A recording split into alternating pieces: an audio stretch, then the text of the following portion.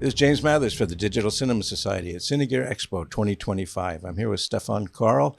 He's the founder and CEO, I believe, of DoPchoice. Correct. They make great soft boxes. Tell us a little bit about your background and how you got into that business. Yeah, like 15, 16 years ago, I was still working as a cinematographer, and I was working a lot with soft lights, and I was not so happy with the control of the soft lights that was existing at this time, especially the grids. And when I started to reinvent a little bit the grids, and that was going a lot of money into a patent, and out of a sudden I wanted to monetize it back, and I gave me like a 1 year off time from my cinematography work, and I focused on founding DoPchoice, and here we are. It became successful, luckily, and we are still here even in this strange times, let's call it that way. And but it's a lot of fun because it's a great community, and still a lot of friends from the past that had been working together with me are in this industry, and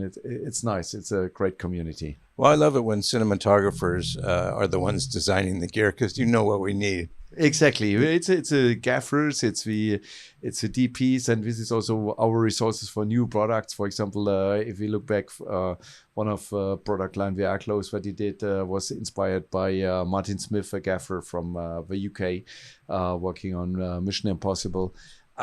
It's always cool to get the ideas and the needs from the crews that are working actually all time with the gear.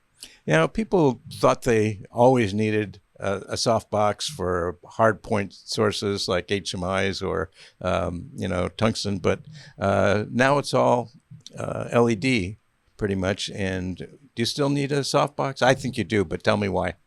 Yeah, I think it's several facts. But the one thing is, if you look at the end, the LED itself is still like a point source. For sure, we have like diffusers or whatever in front of the LEDs to make it already like a soft light.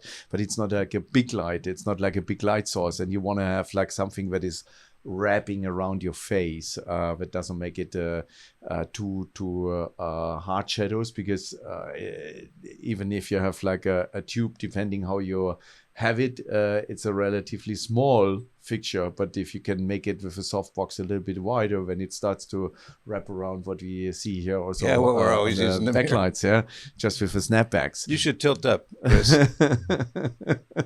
And so these work with Astera and other tubes, and we're using all DoPchoice in this setup, actually. Thank you so much. Thank you.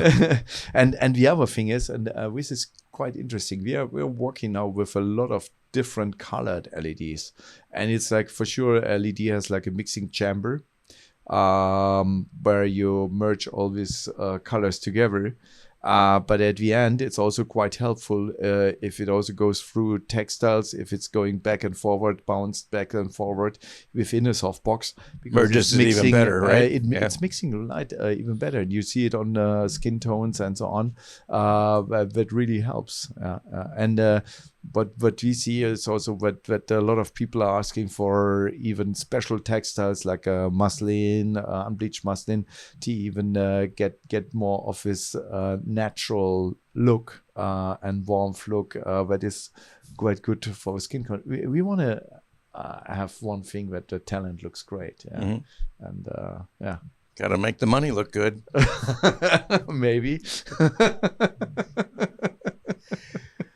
So any new products that you can share about? Yeah, it's kind of, we made our travel from producing grids when moving into softboxes. And now it's all about being quick, it's being lightweight, being versatile.